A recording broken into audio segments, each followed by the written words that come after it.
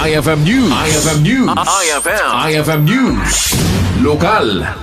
Naangay iti Domingo, iti Rapok All-Star Game Activities, babaen iti libre a basketball clinic, iti may sangamol iti Laoag. Naornos da ito'y para kadagiti ubing kinagtutubo ang mahilig iti basketball, tapno maadalda dagiti kang runaan na skills. Akas iti shooting, dribbling, passing, defense, ken sabali pa'y a basic fundamentals iti ayayam. Naitampok ti klinika ni Coach Boga Dustin Ziganay, coach ti Team Laoag City ang nagbalin a dua adaras a CFAM champion. Malaksid iti panagsuro nakaawat met digiti participants ti Gundaway a makikadwa ken makisinara kadigiti all-star players manipod District 1 ken District 2.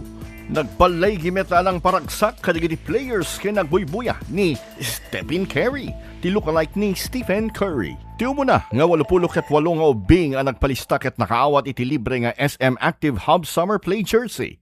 Kalpasan ti basketball clinic naangay met ti alas 3 ti malem ti District 1 kontra District 2 face-off.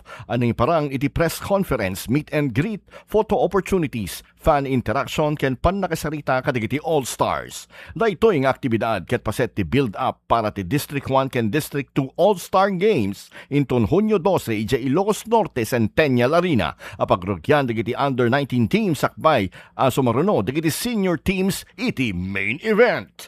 Para iti IFM News, Idol Spider Rodas, Tatak IFM. IFM News. IFM News. IFM News. Lokal.